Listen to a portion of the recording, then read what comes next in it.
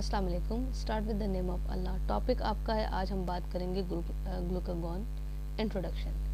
Human glucagon is a hormone whose principal physiological activities to increase blood glucose level. आपके पास कहते हैं इस तरह का एक हार्मोन है जिसका काम क्या है कि ब्लड के अंदर जितने भी जो ग्लूकोज का जो लेवल होगा वो उसको बढ़ाएगा। This hormone is secreted by the alpha cells. इन्हें इस हार्मोन को कौन सिक्रेट करता है? आपके पास एक ख़ास किस्म के अल्फा सेल्स होते हैं of the islets of Langerhans of the pancreas, जो कि पेनक्रियास के अंदर मौजूद होते हैं। एक ख़ास किस्म के सेल्स हैं आपके पास, इजलेट्स ऑफ लैंगरहैंस। ये सेल्स आपके पास क्या करते हैं? इस हार्मोन को सिक्रेट करते हैं, इसको बनाते हैं। Chemical nature, it is a linear polypeptide. ये आपके पास एक सीधा बिल्कुल पॉलीपेप्टाइड चेन की तरह बना हुआ है जिसके अंदर आपके पास 29 अमाइनो एसिड्स जो हैं मौजूद होते हैं।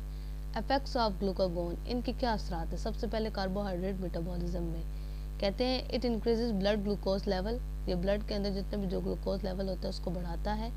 एज इफ हाइपरग्लाइसेमिक हार्मोन, जैसे कि हम कहते हैं हाइपरग्लाइसेमिक जो हार्मोन होता है वो जैसे काम करते हैं इन द फॉलोइंग वेव्स, मुख्तलिफ तरीक़ों से। इसमें कहते हैं सेकंड इसका ये है कि that it promotes glycogenolysis in the liver. ये क्या करता है? ग्लाइकोजिनोलाइसिस जो प्रोसेस है जिसमें हम यही बात करते हैं कि हम जब उस ग्लाइकोजन को दोबारा से हम उसको ग्लूकोज फॉर्म में कन्वर्ट कर दिया जाता है, जब उसकी ब्रेक डाउन की जाती है तो that process is called glycogenolysis. तो कहते हैं क्या करता है ये लिवर के अंदर उसको प्रमोट करता है, चलाता है। मतलब इस प्रोसेस के ज़रिए से हमें जब भी मतलब एक सिंगल सेल ऑफ ग्लूकोज की ज़रूरत पड़ती है, किस लिए? बॉडी के अंदर एनर्जी की प्रोडक्शन के लिए, तवानाई को पैदा करने के लिए। बाय एक्टिवेटिंग फॉस्फोरिलेट जो आपके पास हार्मोन है उसको एक्टिवेट करने की वजह से। सी इसमें कहते हैं कि इट प्रमोट्स ग्लूकोनियोजेनेसिस। ये ग्लूकोनियोजेनेसिस क्या है आपके पास? कहते हैं ये भी आपके पास क्या है? एक तरह का आपके पास मेटाबॉलिक प्रोसेस है जिसकी मदद से क्या होता है कि जितने भी जो ऑर्गेनिज्म होते हैं वो शुगर को प्रोड्यूस करते हैं, उसको बनाते हैं ग्लूकोज को। किस लिए? कैटाबॉलिक रिएक्शंस के लिए फ्रॉम नॉन कार्बोहाइड्रेट प्रिकर्सर्स। मतलब कहते हैं आपके पास जो ग्लूकोज है वो एक ओनली आपके पास एक एनर्जी सोर्स है, तवानाई का एक ऐसा ज़रिया है जिसे आपका ब्रेन जो है वो इस्तेमाल करता है। तो ये मुख्तलिफ हमारे पास कहते हैं जो प्रोसेस है इनको ये चलाने में मदद करता है। सेकंड बात इसकी प्रोटीन मेटाबॉलिज्म। कहते हैं इसमें ये फर्स्ट ऑफ ऑल ये क्या करता है that it promotes amino acid entry into hepatic cell. सबसे पहले ये जो अमाइनो एसिड जब एंटर होना होता है हेपेटिक सेल्स के अंदर, ये जो आपके पास मुख्तलिफ लेवल के जो सेल्स हैं उनके अंदर ये उसको प्रमोट करता चलाता है। Second it promotes gluconeogenesis from amino acids. ये क्या करता है? ग्लूकोनियोजेनेसिस का जो प्रोसेस है उसको चलाता है अमाइनो एसिड्स की मदद से। See it causes a negative and to balance. ये क्या करता है? एक नेगेटिव एंड टू बैलेंस पैदा करता है and increases blood urea level. और ये ब्लड के अंदर जितने भी जो यूरिया की जो मकदार होती है उसको ये बढ़ा देता है। Third point fat metabolism. कहते हैं it mobilises fatty acids from adipose tissues. ये जितने भी जो फैटी एसिड्स होते हैं एडिपोज टिश्यूज़ के अंदर उनसे ये उनको मूवमेंट करवाता है by activating adipose cell lipase. आपके पास एक ख़ास किस्म का सेल होता है लाइपेस एडिपोज टिश्यूज़ के अंदर, उनको एक्टिवेट करने के साथ साथ। Second it inhabits storage of triglycerides in the liver. दूसरा ये क्या करता है कि जो टीजी है ट्राइग्लिसराइड्स है लिवर के अंदर, उनकी स्टोरेज उनको रोक के रखने की जो तमाम प्रोसेस है उसको ये रोक देता है। It promotes utilization of free fatty acids from for energy. ये क्या करता है? ये चलाता है हमारे पास जितने भी जो फ्री फैटी एसिड्स होते हैं उनका इस्तेमाल करना, किस लिए?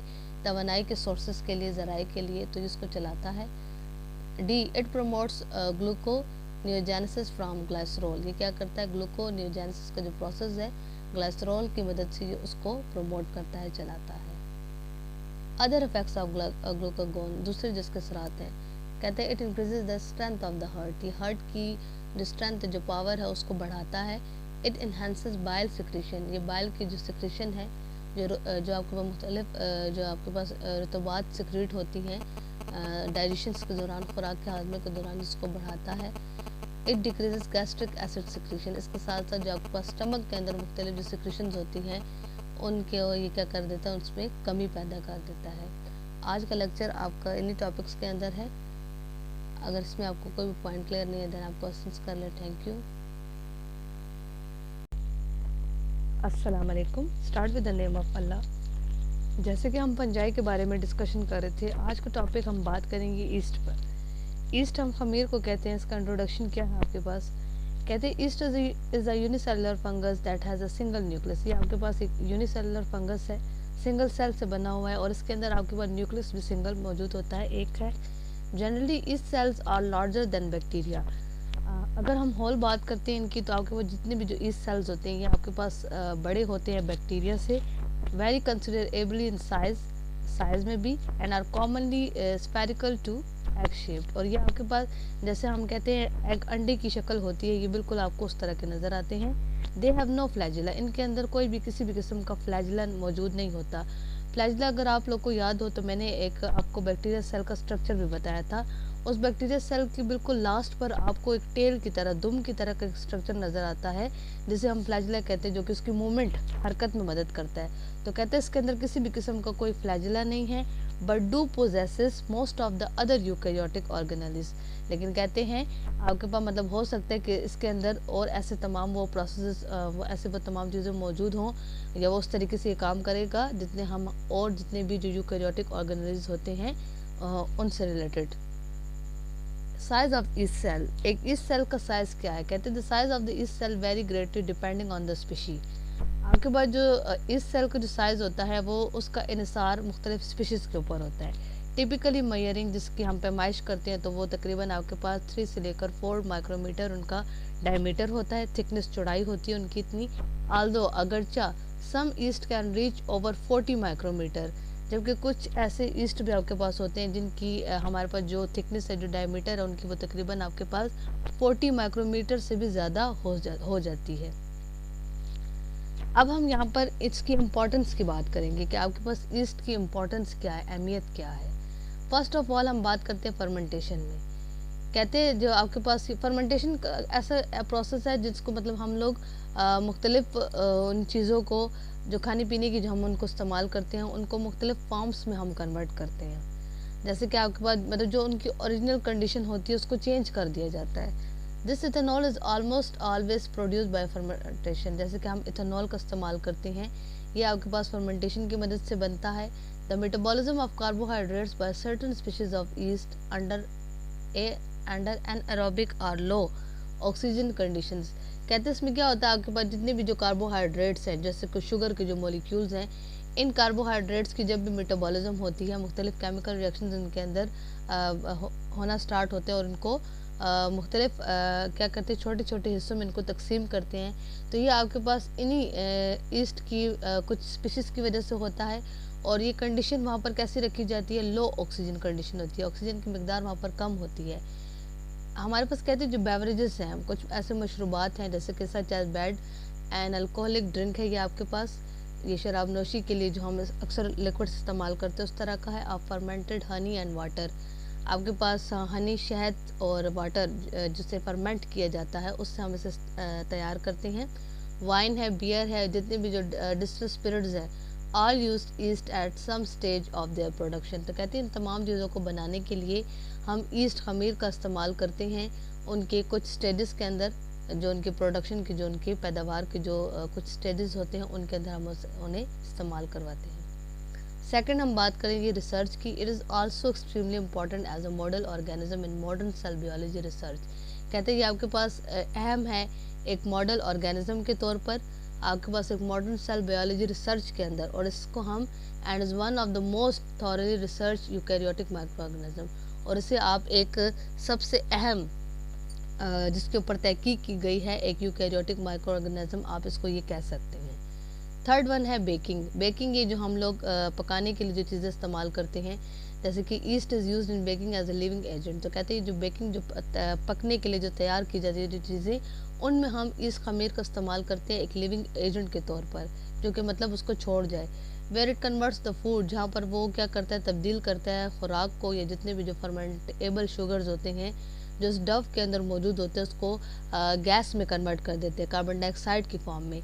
जैसे कि हम इसकी मिसाल मैं आपको दे दूं कि हम घरों में आटा जब हम लोग गूंथते हैं और उस आटे में अगर आप लोग क्या करते हैं, खमीर ऐड करते हैं, तो उस खमीर के ऐड करने की वजह से क्या होता है कि एकदम से आप देखते हो कि वो जो आपने डव बनाया होता है वो स्वेल अप हो जाता है, सूज जाता है। या उसके अंदर आपको मुख्तलिफ बबल्स की प्रोडक्शन जो है वो स्टार्ट होना आपको दिखाई देती है। तो कहती है क्यों होता है, this cause the dough to expand और rise as gas forms pockets or bubbles. तो ये इसी वजह से होता है कि उसके अंदर वो जो हम खमीर ऐड करते हैं ना, तो वो उसके अंदर जो भी फर्मेंटेबल शुगर्स जो उसके अंदर मौजूद होते हैं वो उस डव के अंदर उसको क्या करते हैं, उसको कन्वर्ट कर देते हैं गैस के फॉर्म में, कार्बन डाइऑक्साइड की फॉर्म में। इसी वजह से वो जो है वो डव जो होता है वो एक्सपेंड हो जाता है, फूल जाता है, फैल जाता है, और इसके साथ साथ उसके अंदर बबल्स फॉर्मेशन होना शुरू हो जाते हैं। आज का लेक्चर आपका इन्हीं टॉपिक्स के अंदर है, इसी को हम इंशाल्लाह कंटिन्यू करेंगे। अगर इसमें आपको कोई भी पॉइंट क्लियर नहीं है देन आप क्वेश्चंस करें। Thank you. Packaging of pharmaceuticals, how to package the pharmaceutical products। हमने कैसे इसे पैकेज करना है, क्योंकि सबसे पहले जो है हम जब फार्मेसी का जिक्र करते तो हम कहते हैं it's a art and science. तो साइंस और आर्ट को दोनों को जो है अपने साथ में लेकर चलना होता है। तो अगर किसी चीज़ को हमने पैकेज देना है तो उसका साइंस भी हमने नोट करना है ताकि हमारे साथ जो प्रोडक्ट्स हैं वो ख़राब ना हो। एंड प्लस आर्ट उसका ये होगा कि आगे जो हमारा पैशन है या जो कस्टमर्स है वो उससे जो है अट्रैक्टिव फील करे, वो अट्रैक्शंस हो उसमें। ठीक है।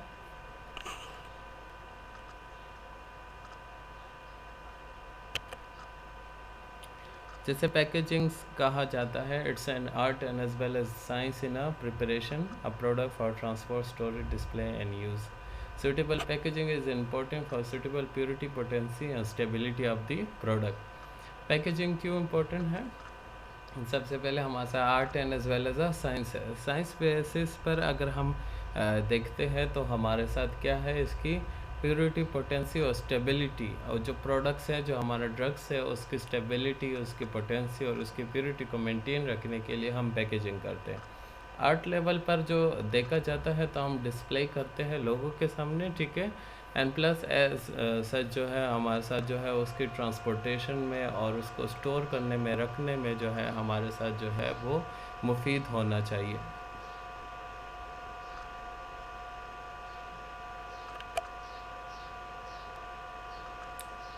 अब पैकेजिंग के हमारे साथ कुछ कंपोनेंट है लाइक कंटेनर, क्लोजर, कर्टन और आउटर एंड द बॉक्स।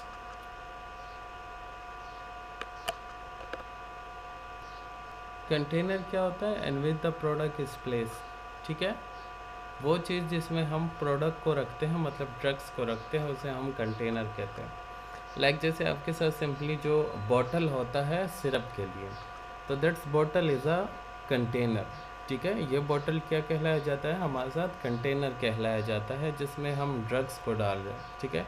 इसी तरह टैबलेट्स होती हैं, हम उसके लिए जो बॉटल्स यूज़ करते हैं तो वो बोतल हमारे साथ क्या कहलाया जाता है? इट्स अ कंटेनर जिसमें हम ड्रग प्रोडक्ट को प्लेस करते हैं, रखते हैं, तो उसे हम क्या कहते हैं? कंटेनर कहते हैं।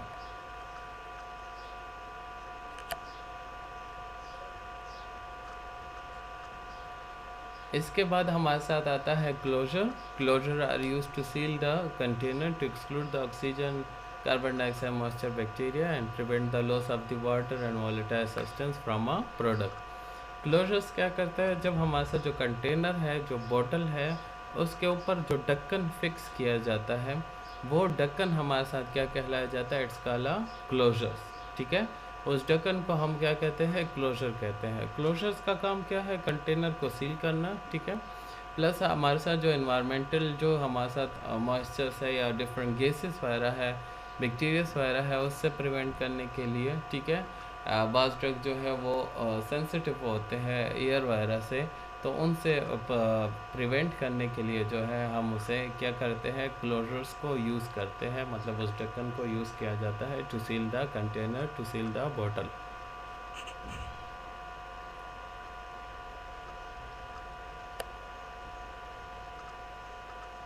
नेक्स्ट आपका कंपोनेंट क्या है? कार्टन और आउटर। सिंपल नेम से ज़ाहिर है हमारे साथ जो कार्टन बेस पर होता है, जो बड़ा डब्बा टाइप होता है जिसमें हम जो है मेडिसिन्स को या ड्रग प्रोडक्ट्स को जो है रखते हैं। So it's a secondary protection against the mechanical environmental hazard and also serve for display of the written information and plus उस पर इंफॉर्मेशन आपको दी होती है कि आपने कैसे रखना है, कहाँ इसे रखना है, ठीक है। तो वो जो कार्टन होता है, सो जिसमें हम बड़ा कार्टन होता है जिसमें हम मेडिसिन रखते हैं, आउटर जिसे कहा जाता है, इन्वायरमेंटल हैजर्ड्स वगैरह से बचाने के लिए ड्रग्स को।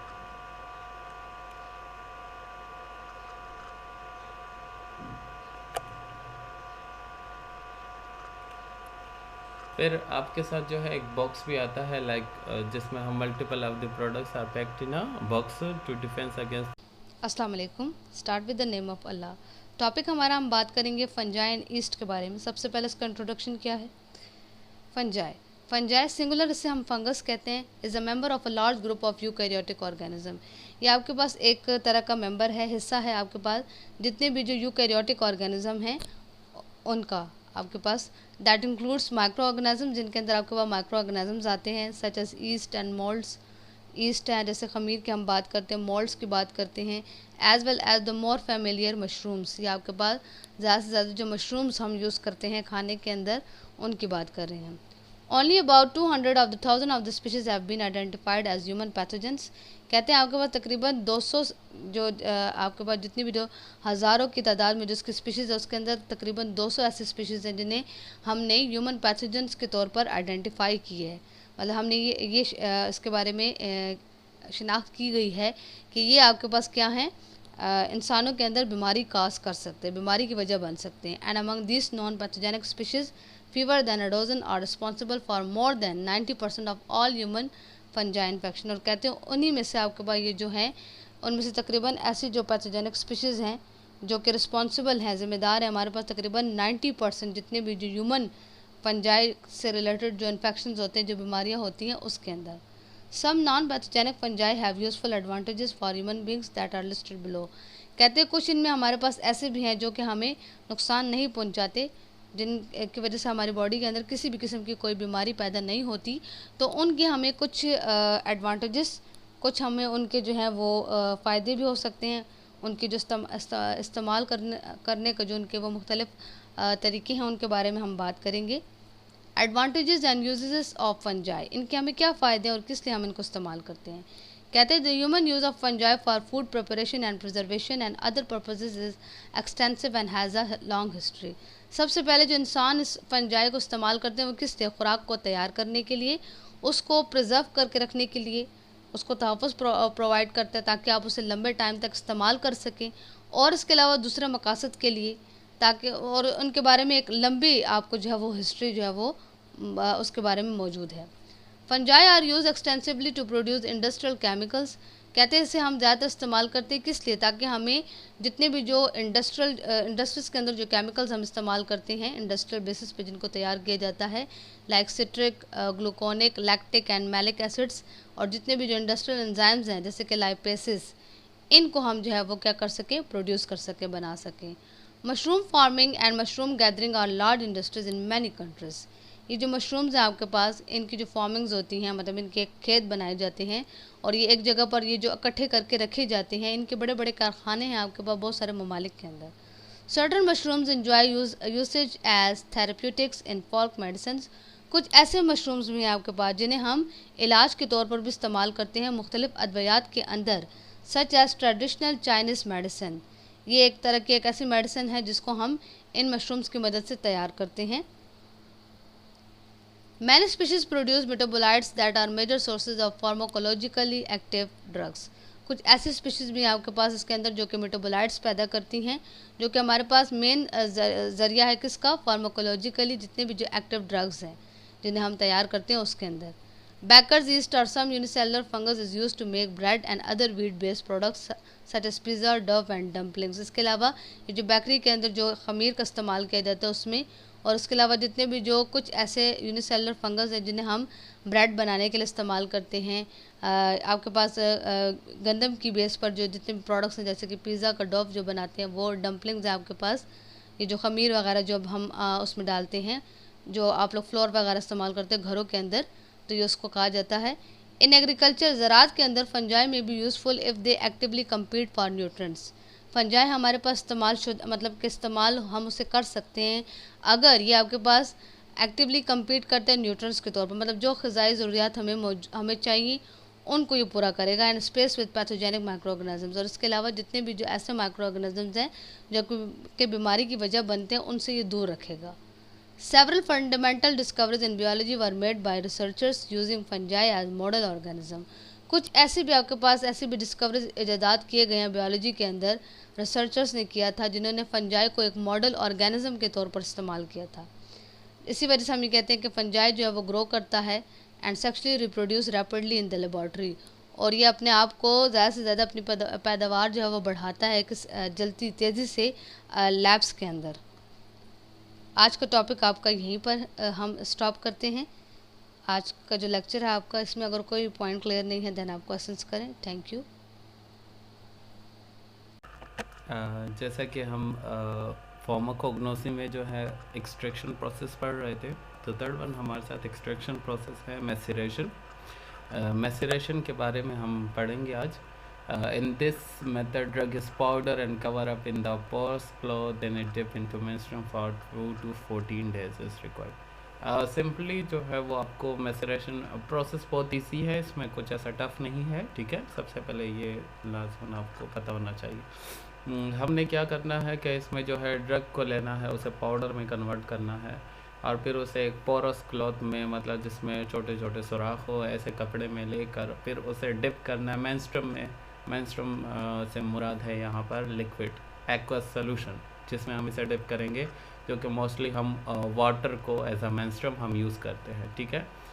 2 to 14 डेज़ के लिए 2 वीक्स तक जो है हमने उसे डिप करके रखना है और फिर आगे उस पर प्रोसेस करना है।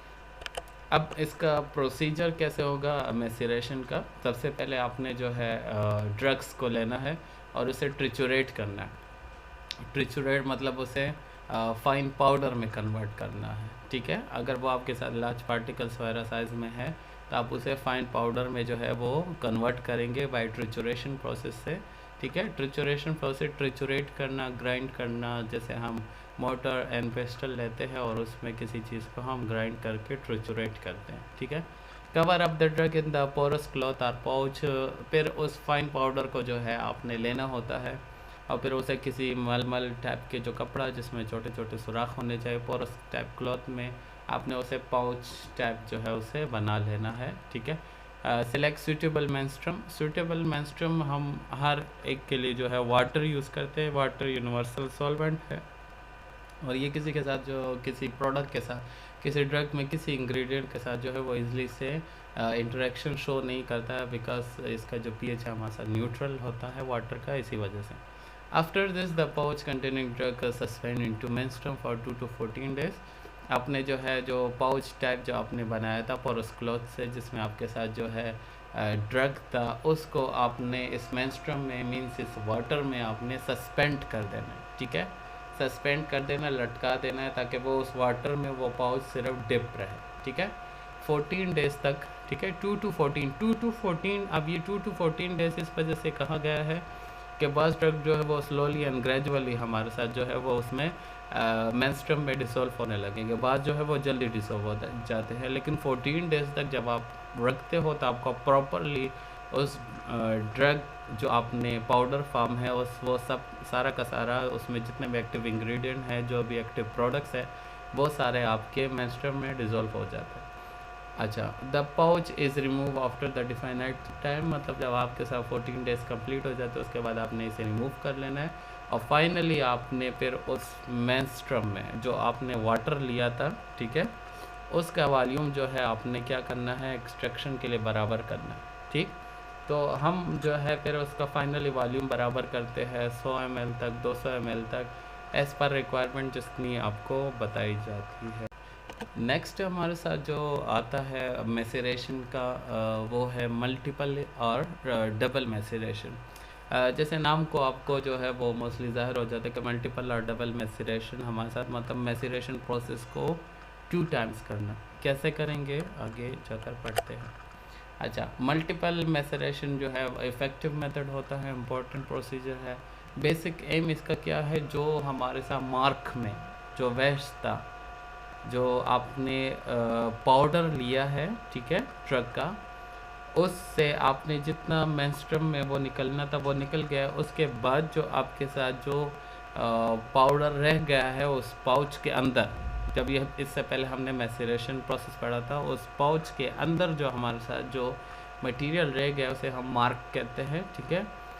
उस मार्क को फिर से मेंस्ट्रुम में डिप करना, और अगर उसमें कुछ ना कुछ फिर से रह गया है, मटेरियल रह गया, एपीआई रह गया, active pharmaceutical ingredient, API active pharmaceutical ingredient, वो उसके जो है वो और भी हम उससे रिमूव कर ले और टोटली उस मार्क से हमारे साथ जितने एपीआई है वो हमें मिल जाए। जैसे इसका प्रोसीजर जो है, हमारे साथ drugs are triturate to fine powder, उसी तरह आपने क्या करना है, जैसे सिंपल मैसेरेशन प्रोसेस में हम करते थे, तो इसका भी उसी तरह प्रोसेस है, थोड़ी बहुत चेंजेस है इसमें। सिर्फ आपने ड्रग को जो है सबसे पहले ट्रिचुरेट करना है मोटर एंड पेस्टर में, और उसे फाइन पाउडर में कन्वर्ट करना है। फिर इसे जो है पोरस क्लॉथ में जो है इस ड्रग को रखना है, और फिर सूटेबल मेंस्ट्रुम जो है वो सिलेक्ट करें। सूटेबल मेंस्ट्रुम मतलब वाटर को हम यहाँ पर फिर से सिलेक्ट करेंगे, ठीक है। अल्कोहल्स वगैरह को भी सिलेक्ट किया जाता है, but I prefer a water. The menstruum is divided into 2 portion A and B. अब देखिए यहाँ से थोड़ा प्रोसीजर जो है वो हमारे साथ चेंज हो जाता है। आपने मेंस्ट्रुम को क्या करना है, 2 में डिवाइड करना है, मतलब एक बीकर में अलग और दूसरे बीकर में आपने अलग लेना है। एक को आप ए नाम दे दे, दूसरे को आप बी नाम दे दे। सबसे पहले आपने क्या करना है, 2 to 14 डेज़ के लिए जो आपने जो प्रोसीजर था हमारे साथ मैसेरेशन था, उसी तरह इस पाउच को है डिप करना है, सस्पेंड करना है मेंस्ट्रुम ए में, जो एक पोर्शन आपने लिया था, सही है, स्पेसिफिक पीरियड ऑफ टाइम। फिर उसके बाद जब वो मेंस्ट्रुम ए में आपके साथ जो है डिप होगा, पीरियड ऑफ टाइम उसका गुजरेगा 14 डेज़, 2 to 14 डेज़ के बीच में, या 14 डेज़ के बाद आपका जो है ये टाइम गुजरने लगेगा। उसके बाद आपने इसे रिमूव करना है उस पाउच को, ठीक है, और जो मेंस्ट्रुम ए है उसे अलग से रख लेना है। उसके बाद क्या करना है, आपने जो आपका पाउच था जो आपने मेंस्ट्रुम ए से निकाला था, उसे फिर से आपने मेंस्ट्रुम बी में, जो मेंस्ट्रुम का आपने सेकंड पार्ट अलग रखा हुआ था, उस बीकर में, बीकर बी में आपने उसे डिप कर देना है स्पेसिफिक पीरियड ऑफ टाइम, मतलब वही 2 to 14 डेज तक, ठीक है। जब आप इसमें डिप कर दोगे और स्पेसिफिक टाइम गुजर जाएगा, उसके बाद आपने इस पाउच को रिमूव करना है, और जो मेंस्ट्रुम ए था हमारे साथ, ठीक, जो जिसमें हमने पाउच पहले डिप किया हुआ था वो, और ये जो बी वाला है, इन दोनों को आपने लेना है और मिक्स करना है, ठीक। इन दोनों को लेकर मिक्स करना है, और फिर इसका वॉल्यूम जो है वो एडजस्ट करना है, अप टू 1000 ml तक आप एडजस्ट कर सकते हो। अब इसमें जो मेन मकसद ये है कि हमारे साथ मल्टीपल मैसेरेशन या डबल मैसेरेशन, जैसे मैंने आपको बताया कि नाम से हमें पता चलता है कि हम इसे 2 मरतबा मैसेरेशन के प्रोसेस को 2 मरतबा जो है वो रिपीट किया जाता है। Thank you.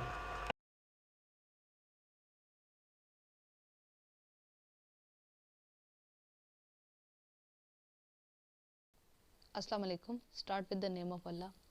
आज जो हम टॉपिक डिस्कस करने वाले हैं, लास्ट टाइम में कल हम डिस्कस कर रहे थे बेसिक बैक्टीरिया सेल स्ट्रक्चर के बारे में, तो उसी को आगे कंटिन्यू करते हैं। कुछ जो कंपोनेंट्स हमारे पास रह गए थे, नेक्स्ट हम बात करते हैं साइटोप्लाज्म के ऊपर। कहते हैं साइटोप्लाज्म के बारे में क्या कह रही है, कहते हैं inside the cell membrane is the cytoplasm. Cell membrane के अंदर का जितना भी आपके पास जो हिस्सा आता है उसे हम साइटोप्लाज्म कहते हैं। ये आपके पास कहते हैं इट इज़ सेमी ट्रांसपेरेंट, ये सेमी ट्रांसपेरेंट है।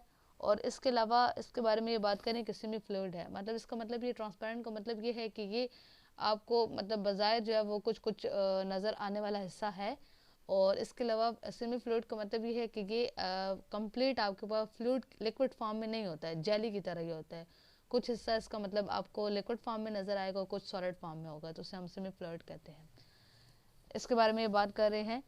और इसमें इसके बारे में ये भी कहते हैं कि इसके अंदर इट कंटेन्स प्रोटीन्स होते हैं, कार्बोहाइड्रेट्स होते हैं, लिपिड्स होते हैं, राइबोसोम्स होती हैं, न्यूक्लिक एसिड्स होते हैं, साल्ट्स होते हैं, और बहुत सारे इनऑर्गेनिक आयंस होते हैं, जो कि ये तमाम डिज़ोल्व होते हैं किसके अंदर, वाटर के अंदर। और ये तमाम चीज़ें इसके अंदर मौजूद होती हैं आपके पास। इसके बाद नेक्स्ट पॉइंट की तरफ हम लोग जाते हैं, नंबर 5, न्यूक्लाइड के बारे में बात करें, न्यूक्लियस के बारे में। न्यूक्लियस लाइक मतलब कि न्यूक्लियस की तरह का ये होगा। कहते हैं ये आपके पास it is a region of cytoplasm, cytoplasm का वो हिस्सा है जहाँ पर हम कहते हैं chromosomal DNA is located. Chromosomal DNA वहाँ पर मौजूद होते हैं। It is not a membrane bound nucleus, ये आपके पास एक कंप्लीट न्यूक्लियस का स्ट्रक्चर नहीं है जिसके इर्द गिर्द आपको एक मेम्ब्रेन, एक तय जो है वो उसके इर्द गिर्द बनी हुई नज़र आएगी। ये कंप्लीट न्यूक्लियस नहीं है, but simply an area of cytoplasm.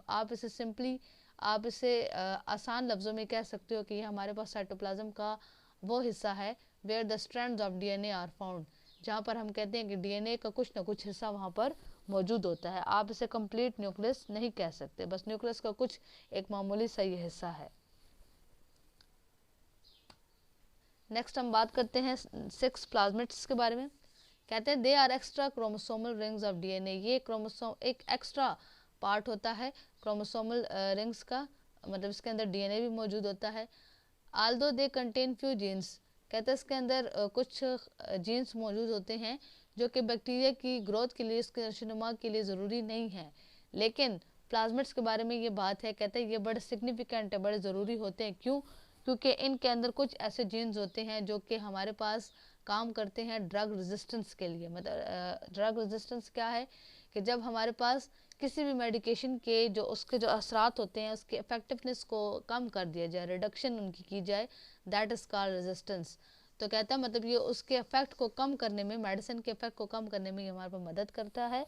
इसी वजह से इसके बारे में ये भी कहते हैं कि इसी सलाहियत की वजह से, चूँकि इसके अंदर ये जो जीन्स मौजूद हैं और ये हमारे पास ड्रग रेजिस्टेंस शो कर रहा है, तो कहते हैं इसी वजह से हम कहते हैं they are often called R factors, R stands for resistance, और ये बड़े इंपॉर्टेंट होते हैं जेनेटिक इंजीनियरिंग के अंदर।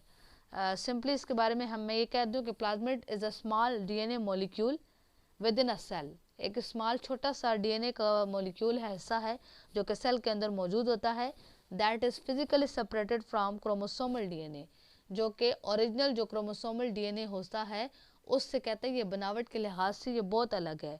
एंड कैन रिप्लिकेट इंडिपेंडेंटली, और ये याद रखें कि ये हमेशा ये जो प्लाज्मिड है ये अपनी रेप्लिकेशन, अपनी जैसे दूसरे जो कॉपीज़ बनाते हैं या अपने जैसे जो दूसरे किस्म के जो स्ट्रक्चर बनाते हैं, तो हमेशा ये काम रेप्लिकेशन वाला ये खुद ही करता है, इंडिपेंडेंटली है, ये दूसरे पर डिपेंड नहीं करता किसी भी सेल पर।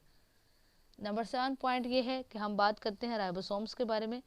राइबोसोम्स कहते हैं कि this are the bodies of RNA and protein, RNA से बनी है, प्रोटीन से बनी है, और इसके अलावा इनका कनेक्शन किसके साथ है, इनका ताल्लुक है हमारे पास with the synthesis of protein, protein को बनाने का जितना भी अमल होता है वो आपके पास राइबोसोम्स उसके लिए रिस्पॉन्सिबल है। नेक्स्ट आगे बात करते हैं नंबर 8 फ्लैजुला। फ्लैजुला के बारे में ये बात थी कि मैंने आपको डायग्राम में भी इसके बारे में ये बताया था, वो टेल की तरह का जो स्ट्रक्चर है कि ये बैक्टीरिया को इस काबिल बनाता है कि वो एबिलिटी उसकी, मतलब उसको उसके अंदर ये सलाहियत पैदा करता है कि ताकि वो क्या करे, अपनी हरकत को एक्टिवली कर सके, जल्द से जल्द, मतलब कि अपनी हरकत को आसानी से कर सके, मूवमेंट जो वो करना चाहता है वो आसानी से कर सकता है। उसके बाद बात करते हैं द फ्लैजुला। फ्लैजुलस को हम सिंगुलर फ्लैजुलम कहते हैं, are made up of a class of linear P, और आपके पास ये किससे बना हुआ है, ये आपके पास प्रोटीन फ्लैजिलिन से बना होता है। लीनियर पी से मुराद ये प्रोटीन की बात करें यहाँ पर, और ये प्रोटीन जिस प्रोटीन से बनता है उसे हम फ्लैजिलिन प्रोटीन कहते हैं। इसके बारे में ये भी बात है कि ये आपके पास लॉन्ग एंड थिन अपेंडेजेस होते हैं। हमेशा ये याद रखें कि फ्री एट वन एंड, एक एंड से एक सिरा इनका बिल्कुल फ्री होता है, किसी के साथ वो अटैच नहीं होता, जबकि इनका जो दूसरा सिरा होता है, जो दूसरा पॉइंट है, वो हमेशा आपके साथ, आपके पास सेल की बॉडी के साथ अटैच होता है। जैसे कि आपने डायग्राम में देखा था, एक जो साइड था वो सेल के साथ अटैच था और बाकी जो दूसरा एंड था वो बिल्कुल फ्रीली मूव कर रहा था, तो ये ही इसकी मूवमेंट में इसको मदद करता है। उसके बाद हम बात करते हैं नेक्स्ट नंबर 9 पेलाई की। आपके पास इसके बारे में कहते हैं दिस और shorter and thinner than flagella, ये आपके पास फ्लैजुला से छोटा और पतला होता है, और इसका फंक्शन है as attachment organs that promote specific cell to cell contact, और ये क्या करता है, ये ऑर्गन्स को अटैच करने में मदद करता है, जो कि मतलब एक ख़ास एक सलाहियत है कि एक सेल का दूसरे सेल के साथ क्या उसको हम कनेक्शन के तौर पर किस तरीके से कंटैक्ट में ला रहे हैं, तो ये उसमें मदद करेगा। मतलब कि इसका मतलब ये है कि आपके पास कहते हैं कि ये अटैचमेंट जो हो सकती है, हम जो सेल्स को एक दूसरे के साथ अटैच भी कर रहे हैं, तो ये अटैचमेंट हमेशा होगी आपके पास एक बैक्टीरिया सेल के दरमियान और एक आपके पास होगी होस्ट सेल के, मतलब जिस सेल के ऊपर बैक्टीरिया सेल ने अटैक करना वो उसके लिए होस्ट सेल हो जाएगा, और बैक्टीरिया जब अपने आप को उस सेल के साथ अटैचमेंट शो करेगा तो वो इसी पिलाई की मदद से करेगा। और between one bacterial cell and another, या फिर हो सकता है कि आप दो सेम बैक्टीरियल सेल्स को एक दूसरे के साथ कनेक्ट करना चाहते हैं। तो ये आपके पास मतलब ये कह रहा है कि या तो ये अटैचमेंट या तो ये जो हम कनेक्शन का वो जो कर रहे हैं, अटैच कर रहे हैं सेल्स को, या तो ये दो अलग सेल्स भी हो सकते हैं, एक बैक्टीरिया सेल को आप होस्ट सेल के साथ अटैच करवा रहे हैं, या ये फिर हो सकता है कि आप दोनों अगर सेम ही सेल्स हैं बैक्टीरिया के तो आप उनको एक दूसरे के साथ अटैच करवा रहे हैं। थर्ड वन पे हम आगे नेक्स्ट पे हम बात करते हैं 10 पॉइंट। आपके पास आता है इंक्लूजन बॉडीज़ के बारे में बात कर रहे हैं। इंक्लूजन बॉडीज़ के बारे में कहते हैं they are globules of starch glycogen or lipids in the cytoplasm are called inclusion bodies. Globules का मतलब होता है कि जब आप किसी भी small round particle of a substance, किसी भी चीज़ का एक ऐसा हिस्सा, उसको आप राउंडेड पार्टिकल गोल से हिस्से के अंदर आप उसको क्या कर रहे हो, कोटेड करके रख रहे हो, तो वो उसके जैसे कि ड्रॉपलेट्स होते हैं, छोटे छोटे ज़रात जो होते हैं, तो ये आपके पास ग्लोब्यूल्स हैं। तो कहते हैं इंक्लूजन बॉडीज़ बेसिकली हमारे पास वो ग्लोब्यूल्स हैं, स्टार्च के होते हैं, ग्लाइकोजन के होते हैं, लिपिड्स के होते हैं साइटोप्लाज्म के अंदर, इन्हें हम इंक्लूजन बॉडीज़ कहते हैं।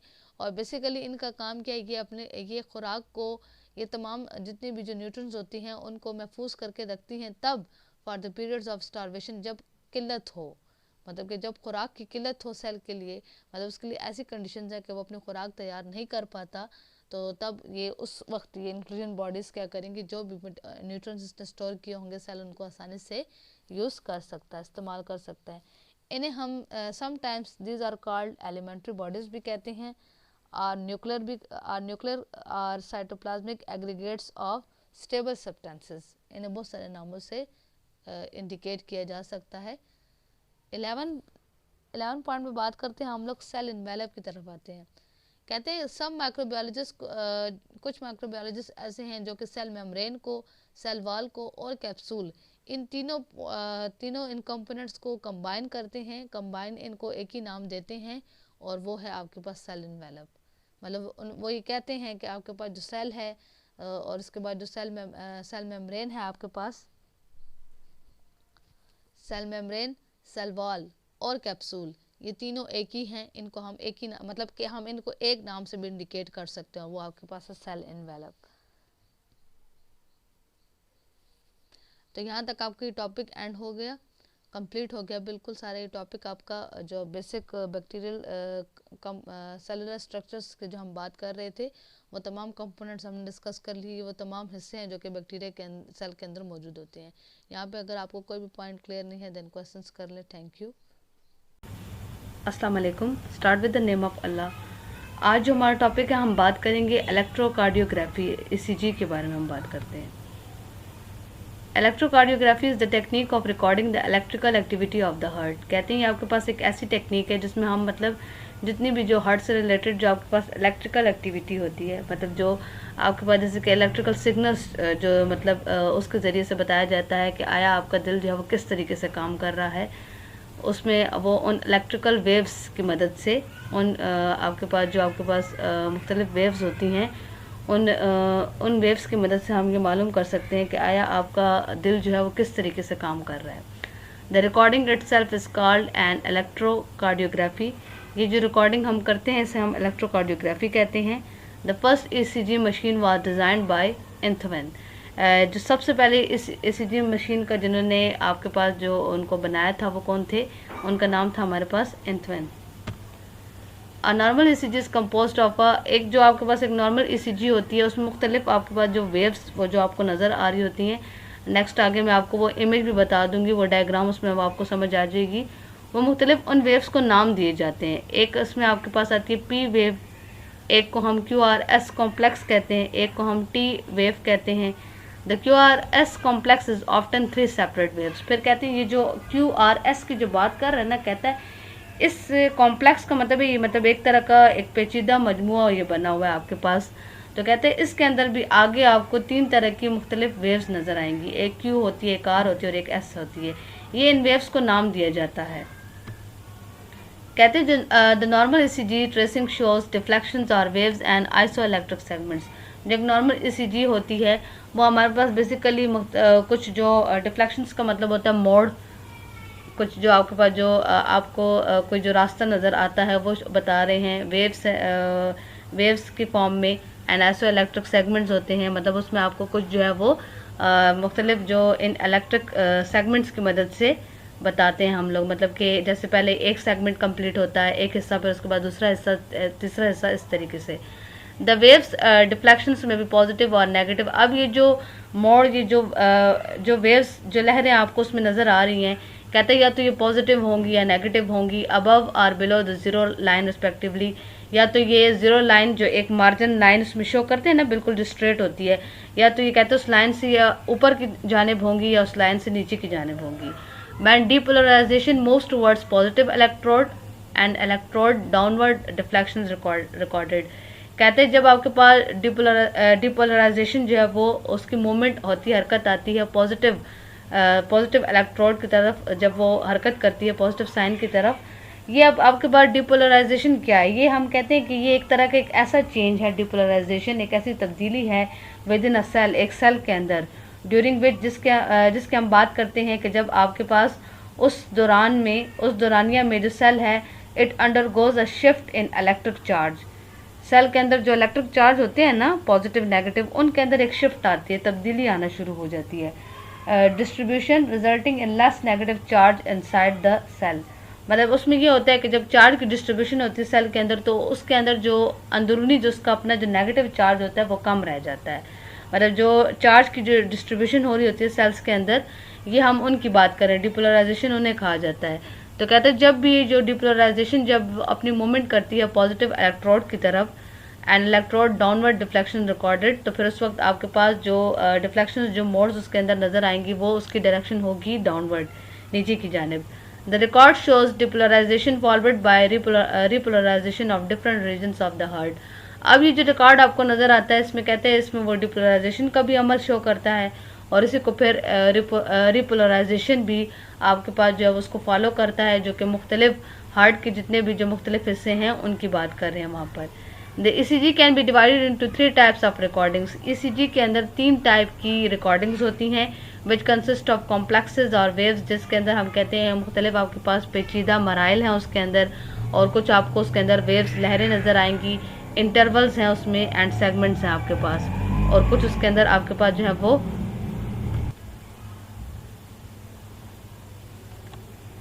तो ये हम ये बात कर रहे थे कि आपके पास जो ECG है उसको मुख्तलिफ 3 टाइप्स की रिकॉर्डिंग्स के अंदर डिवाइड किया जाता है, तकसीम किया जाता है, जिसमें हम ये बात करते हैं कि मुख्तलिफ उसके अंदर कॉम्प्लेक्सेस भी आते हैं, वेव्स हैं, लहरें, उसके अंदर कुछ इंटरवल्स आपको नज़र आएंगे और कुछ उसके अंदर सेगमेंट्स होंगे। अब वो ये आपको आगे मैं इमेज में बताती हूँ क्या है। P वेव कहते हैं this is caused by electrical potentials generated as the arterial depolarise prior to contraction.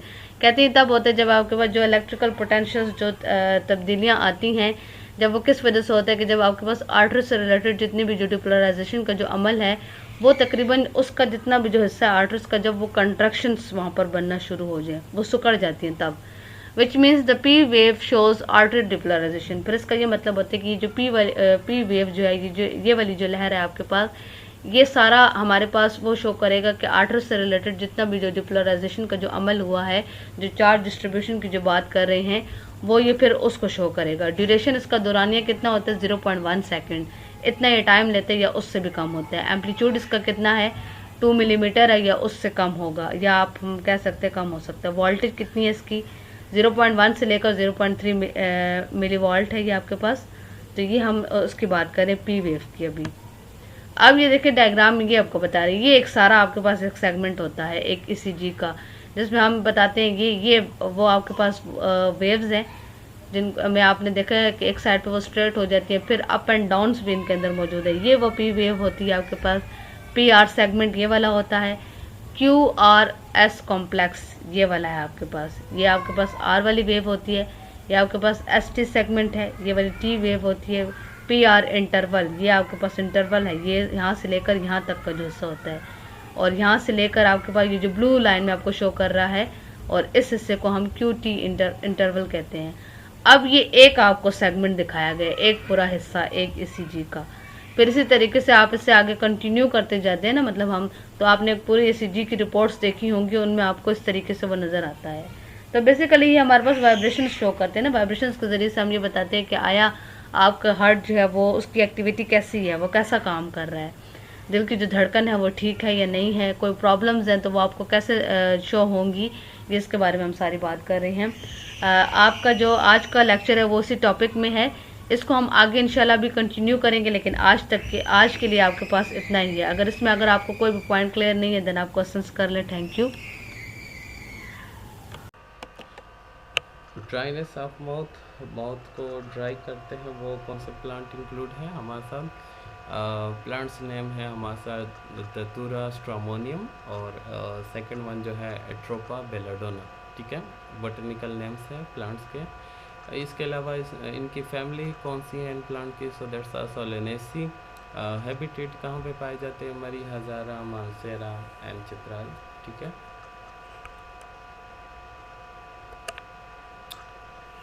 अच्छा, टॉक्सिकोलॉजी, अब हमारे साथ कौन से ऐसे टॉक्सिक इसमें पाए जाते हैं जिसकी वजह से हमारे साथ जो है ड्राइनेस ऑफ माउथ होती है?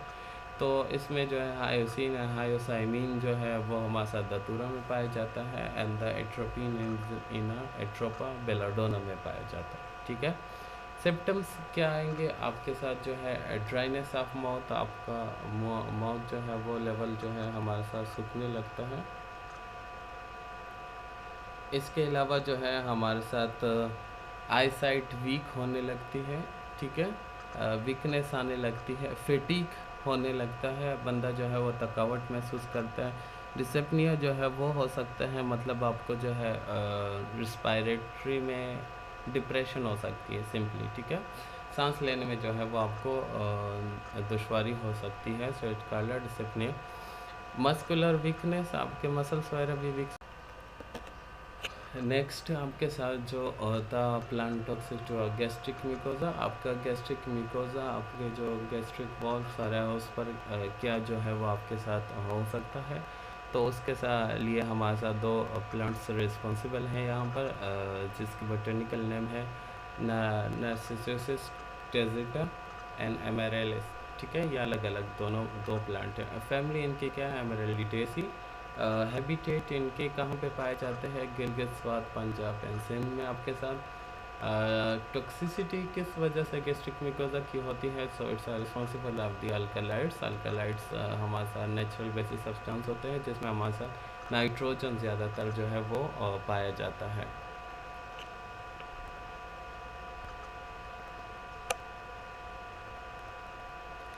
अच्छा, सिम्टम्स आपके साथ क्या ज़ाहिर होंगे? इन्फ्लेमेशंस होंगी, बर्निंग होगी आपके स्टमक्स में, गैस्ट्राइटिस होगा, मतलब वो इन्फ्लेमेशंस हो रही है आपके साथ स्टमक लेवल पर। इसके अलावा जो है सैलिवेशन इंक्रीज होती है, और साथ साथ में स्टमक पेन की वजह से जो है वो आपको हेडेक भी हो सकता है।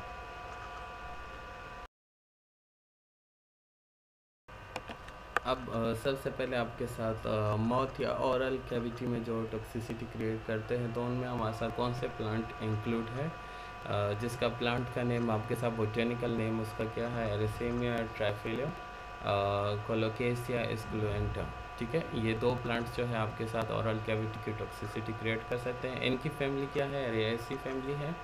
हैबिटेट मतलब कहाँ पे पाए जाते हैं? लाइक आपके साथ सिंध, स्वात, एयूबिया एंड नतिया गली में जो है आपको इजली से ये प्लांट मिल सकते हैं।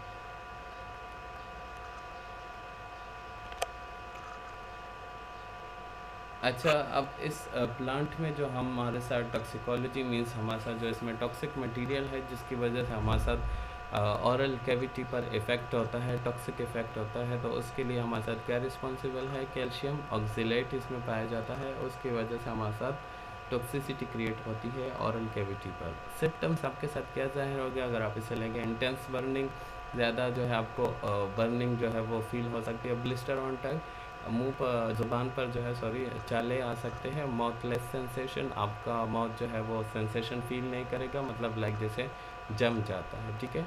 डर्मेटाइटिस, स्किन्स वगैरह के साथ अगर टचिंग होती है इन प्लांट्स के तो हमारे साथ क्या होगा? आपको इन्फ्लेमेशन होगी आपकी स्किन पर, इंक्रीज सलाइवेशन, इसके अलावा जो है आपकी सलाइवा जो है वो थूक ज़्यादा पैदा होगी। एंड लॉस ऑफ वॉइस भी हो सकती है, आपकी आवाज़ भी जो है वो ख़त्म हो जाती है for a being of a time.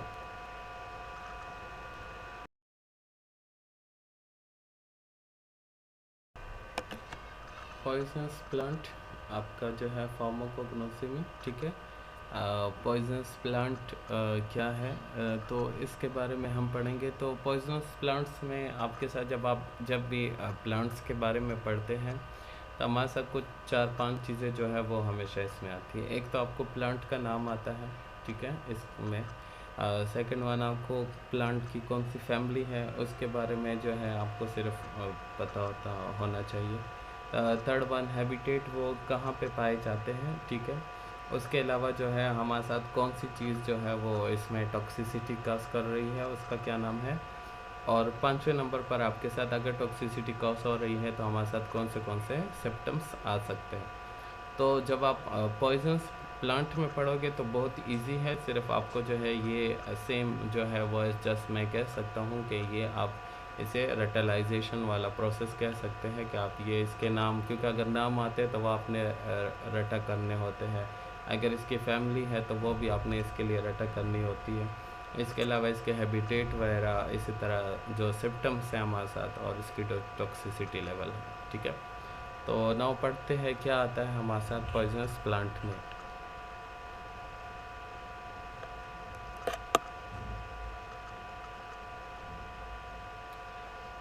जैसे नाम से आपको जाहिर है पॉइजनस, ठीक है, तो मीन्स पॉइजन कंटेनिंग है, टॉक्सिक है।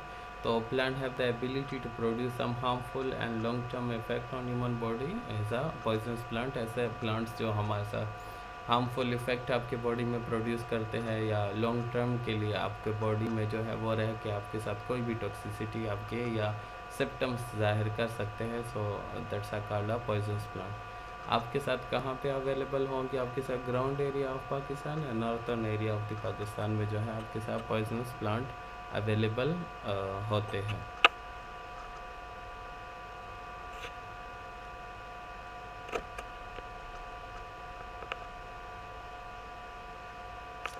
अब पॉइजनस प्लांट्स को जो है हमारे साथ क्लासिफाई किया गया है 4 में। One is the GIT toxicity Kasing plant, ठीक है। हमारे साथ जो है ऐसे प्लांट है जो कि आपके GIT लेवल को टॉक्सिक बनाते हैं। सेकंड वन जो है आपका CNS, आपका जो सेंट्रल नर्वस सिस्टम है उस पर इफ़ेक्ट करता है। थर्ड वन जो है आपका CVS, आपके कार्डियोवास्कुलर, आपके हार्ट पर जो है वो इफ़ेक्ट करता है। एंड साइनोजेनेटिक टाइप के जो प्लांट्स हैं ये आपका जो है 4 में हमने इसे क्लासिफाई किया। 1 बाय 1 हम इसे आगे जाकर पढ़ते हैं कि इसमें क्या क्या आता है।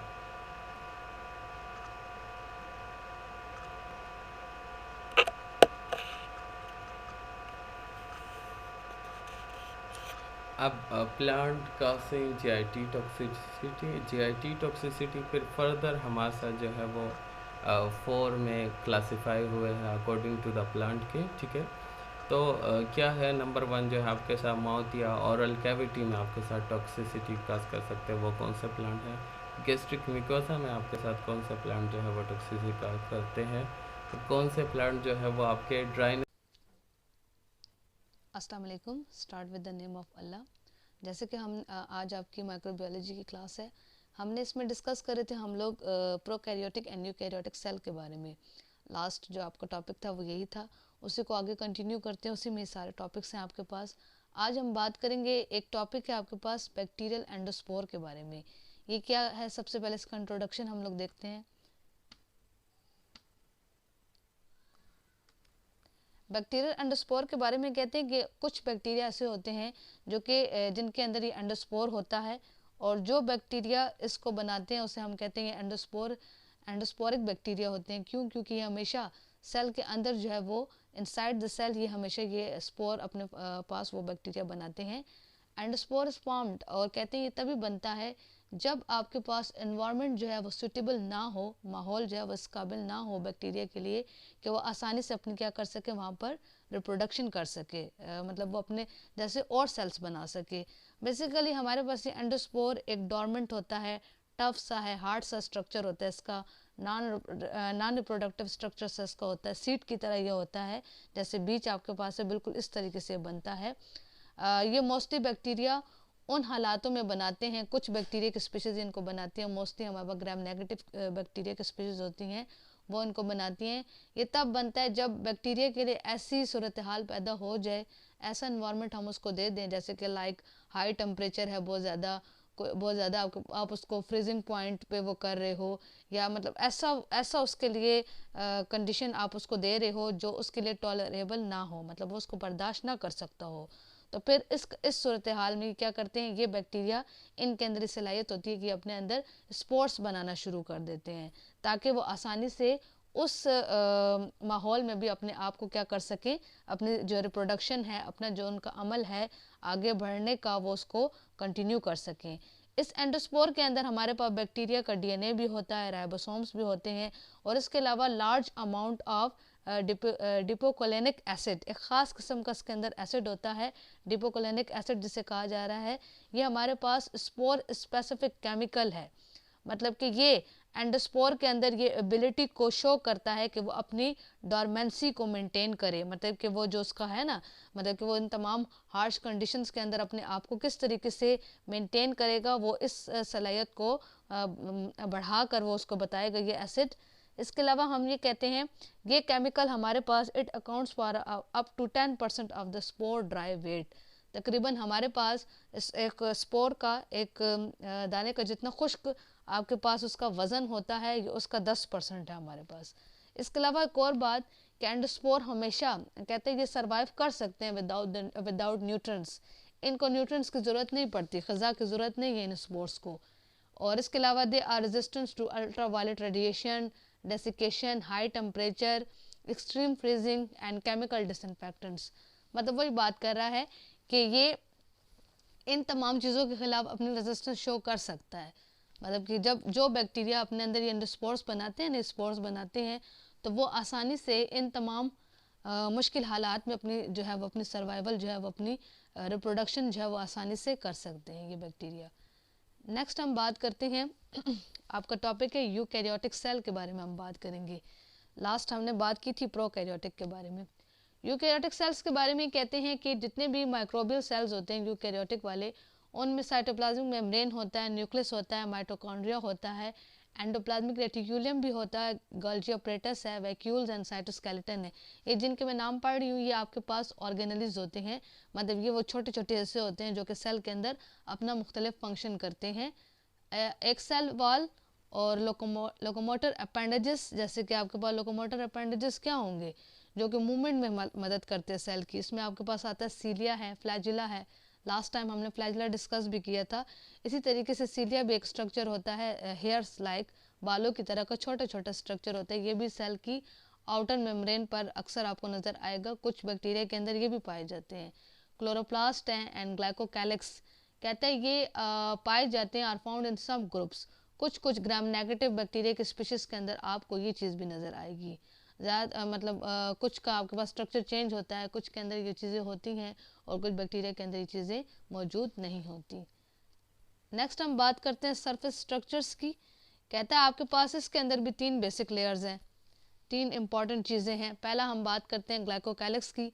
ये एक आउटर मोस्ट बाउंड्री है, सबसे पहले आने वाली एक तय बनी होती है सेल के बाहर, जिसका क्या होता है that comes in direct contact with environment, माहौल के साथ इसका डायरेक्ट कनेक्शन है, ठीक है।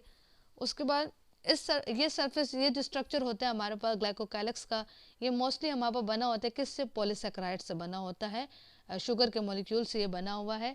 अब इसके अलावा याद हो तो लास्ट टाइम भी मैंने इसके बारे में बात की थी कि हमारे पास ग्लाइकोकैलिक्स के अंदर ये एबिलिटी है, एक तो ये प्रोटेक्शन करता है, दूसरा ये है कि सेल्स को एक दूसरे सेल्स के साथ कनेक्शन में हेल्प करेगा, मतलब कि वो सिग्नल्स प्रोवाइड करते हैं दूसरे सेल्स को कि ताकि वो सेल जो है वो इनके साथ क्या हो जाए, अपनी बाइंडिंग कर ले, मतलब रिसेप्टर्स इसके साथ अटैच होते हैं।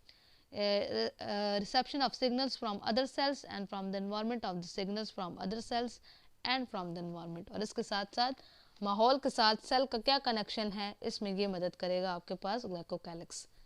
इसके अलावा हम ये बात करते हैं कि जो सेल वॉल है हमारे पास, कहते हैं जितने भी एल्गे और फंगल सेल्स हैं उनकी सेल वॉल हमारे पास रिजिड होती है, रिजिड का मतलब है पुख्ता, आप उसको मतलब वो नहीं कर सकते, इतना चेंज नहीं कर सकते। एंड प्रोवाइड स्ट्रक्चर, और हमेशा वो स्ट्रक्चर एक देता है, बनावट देता है। इसलिए ये याद रखें कि जितने भी फंगल सेल्स होते हैं फंजाई वाले, उनमें एक थिक इनर लेयर होती है पॉलीसेकेराइड्स की, फाइबर्स कंपोस्ट ऑफ, जो कि बनती है काइटिन और सेलुलोज से, and a thin outer layer of mixed glycans, और उसमें एक और आउटर लेयर होती है जिसमें आपके पास ग्लाइकेन्स मौजूद होते हैं। ग्लाइकेन्स हमारे पास क्या हैं, जब आपके पास बहुत सारे लार्ज अमाउंट में monosaccharides sugar molecule single amino acids वाले जो मौजूद हों आपके पास, सिंगल चेन वाले, उन्हें हम ग्लाइकेन्स कहते हैं। तो कहता है वो भी इसके अंदर मौजूद होते हैं। इसके अलावा आपके पास है साइटोप्लाज्मिक मेम्ब्रेन। कहता है जो यूकैरियोटिक सेल्स हैं उनकी जो साइटोप्लाज्मिक मेम्ब्रेन होती है is a typical by layer of lipids, मतलब कि लिपिड्स फैटी एसिड्स के दो तहों पर मुश्तमिल होती है, दो लेयर्स इसकी बनी होती हैं। In which protein molecules are embedded, जिसके अंदर दरमियान में आपके पास एक तह बनी होती है जिनके अंदर ये प्रोटीन मोलिक्यूल्स जो हैं वो क्या होते हैं, कोटेड होते हैं, लगे होते हैं। जैसे इसकी मिसाल ऐसी है कि आप जैसे हम लोग सैंडविचेस वगैरह यूज़ करते हैं खाने में, सैंडविचेस में अक्सर आप देखें तो उनमें तीन चार लेयर्स बनी होती हैं। एक उसकी आउटर मोस्ट बाउंड्री होती है, फिर एक जो उसकी बेस होती है, और मिड में आप उसको एक और लेयर देते हैं। तो इसी तरीके से कहता है इसका स्ट्रक्चर भी बिल्कुल ऐसा होता है। साइटोप्लाज्म मेम्ब्रेन, जितनी भी यूकैरियोटिक सेल्स हैं उनके अंदर साइटोप्लाज्म मेम्ब्रेन का भी स्ट्रक्चर बिल्कुल ऐसा होता है। इसके अलावा कहते हैं इनके अंदर स्टिरोल्स होते हैं। स्टिरोल्स आपके पास एक ऑर्गेनिक मॉलिक्यूल है, और मतलब एक तरह की टाइप होती है हमारे पास लिपिड्स की। तो कहते हैं कि छोटे छोटे स्टिरोल्स मॉलिक्यूल्स भी आपको इसके अंदर नज़र आएंगे cytoplasmic membrane of eukaryotic cell के अंदर। अच्छा, इसके अलावा नेक्स्ट हम बात करते हैं, ये हमने बात कर दी सरफेस स्ट्रक्चर्स की, कि आपके पास बेसिकली जितनी जो जो इम्पोर्टेंट लेयर्स हैं एक यूकैरियोटिक सेल के अंदर वो हमने बता दिया। लास्ट में हम बात करते हैं न्यूक्लियस की, जो कि एक कंट्रोलर है, एक कंट्रोल सेंटर है। एक सेल के अंदर एक कंट्रोलर है, एक उसके निज़ाम को, उसकी तमाम एक्टिविटीज़ को कंट्रोल करने वाला आपके पास न्यूक्लियस है। कहते हैं it is a compact sphere that is the most prominent organelle of the eukaryotic cell. Compact sphere आपके पास मतलब बिल्कुल ओवल फॉर्म, बिल्कुल राउंड नहीं होता। जैसे अक्सर आप लोग देखें एग की जैसे आपके पास शेप होती है, इस तरह की शेप का ये आपको नज़र आएगा, और बिल्कुल प्रोमिनेंट बज़ाहिर जो है वो सही बिल्कुल डार्क कलर का ये होता है हमारे पास इन यूकैरियोटिक सेल्स के अंदर। कहते हैं it is separated from the cell cytoplasm by an external boundary called a nuclear envelope. इसे सेल के साइटोप्लाज्म से जो बाहर वाला जो हिस्सा होता है सेल का, उससे इसे अलग किया जाता है एक किसके ज़रिए से, एक बाउंड्री के ज़रिए से, एक एनवेलप के ज़रिए से, जिसे हम कहते हैं न्यूक्लियर एनवेलप। ये बाहर की तरफ बना होता है। कहते हैं न्यूक्लियस के अंदर इट कंटेन्स क्रोमोसोम्स, क्रोमोसोम्स होते हैं that bring the genetic information, जो कि डीएनए उनके अंदर मौजूद होता है। In the nucleus nucleus produce, इसी तरह न्यूक्लियस के अंदर जो छोटे छोटे इसके हिस्से हैं जिसे हम कहते हैं न्यूक्लियस, कहते हैं ये क्या करते हैं, कुछ और कंपोनेंट्स को प्रोड्यूस करते हैं, कुछ और हिस्से ये बनाते हैं जिनको हम इस्तेमाल करते हैं किसके लिए, that are use to build protein, जिनको आगे सेल के लिए हम प्रोटीन बनाने के लिए इस्तेमाल करते हैं। अब ये जो यहाँ पर हमने न्यूक्लियस की बात की ना, तो ये हम लोग ये बता रहे हैं कि हमारे पास जितने भी यूकैरियोटिक सेल्स हैं उनमें हमारे पास जो न्यूक्लियस वगैरह मौजूद होता है। तो न्यूक्लियस का काम बेसिकली क्या है, बस आप लोग ये याद रखें कि न्यूक्लियस हमारे पास क्या है, it act like a master of the cell, मतलब ये मास्टर के तौर पर काम करता है, मास्टर माइंड है, तमाम एक्टिविटीज़ को उसकी कंट्रोल करता है। इसी तरह न्यूक्लियस के अंदर डीएनए क्रोमोसोम्स होते हैं, क्रोमोसोम्स के अंदर डीएनए है, उसका सारा काम क्या है, जेनेटिक इन्फॉर्मेशंस को ट्रांसफ़र करना, जीन से रिलेटेड जीन्स इसके अंदर कोटेड होते हैं कि आपके पास किस तरीके से एक सेल की जो भी खसूसियात होंगी, जो भी उसकी क्वालिटीज़ होंगी, वो आगे दूसरे सेल के अंदर कैसे ट्रांसफ़र करेंगे, तो वो तमाम आपके पास जेनेटिक इन्फॉर्मेशन के थ्रू होता है, और वो काम होता है आपके कौन करता है, न्यूक्लियस करता है। यहाँ तक आपका ये टॉपिक जो है वो एंड हो गया है, और आगे और भी इसमें हम बात करेंगे, और जो ऑर्गेनेलिज़ हैं उनको थोड़ा सा बहुत डिस्कस करेंगे इसके अंदर। बस यहाँ तक आपके पास आज हम इसी पे बात करेंगे। अगर इसमें कोई पॉइंट आपको क्लियर नहीं है तो आप क्वेश्चंस कर लें, और कोशिश ये किया करें आप लोग कि क्वेश्चंस आप लोग अपनी क्लास की टाइमिंग के अंदर ही कर दिया करें, क्योंकि अक्सर ऐसा होता है कि टाइम ऑफ हो जाता है, आप लोग के क्वेश्चंस रह जाते हैं, या बाज़ औक़ात हम लोग आंसर देते देते बीच में आप लोग के स्किप हो जाते हैं। तो कोशिश ये किया करें कि अपना टाइम आप लोग जो है वो उसको मैनेज करें। अगर हो सकता है किसी के अगर क्वेश्चंस रह जाते हैं, जैसे कि आपके टाइम है अप टू 5 बजे तक, तो 5 बजे के बाद सिर्फ हम लोग 10-15 मिनट तक के लिए वेट कर सकते हैं आप लोग का। अगर किसी के क्वेश्चंस रह जाते हैं तो कोई बात नहीं, आप लोग नेक्स्ट डे पे हमसे वो क्वेश्चंस कर लें, लेकिन काइंडली रिक्वेस्ट है आप लोगों से कि आप लोग टाइम को मैनेज रखें। टाइमिंग आपकी 2 से 5 तक है, तो उसी टाइम के दौरान आप लोग ठीक है, हमें पता है कि वीडियो अपलोड करने में भी टाइम लगता है और वीडियो को डाउनलोड होने में भी टाइम लगता है, तो कोशिश किया करें कि आप उसको विद इन टाइम के अंदर ही करें। बाकी हम जो कोई आंसर्स ना दे सकें या कोई आपके क्वेश्चंस रह जाएं हमसे, तो हम उसके लिए माजरत करते हैं, लेकिन कोशिश करें कि आप लोग भी इसको मेंटेन करें। Thank you.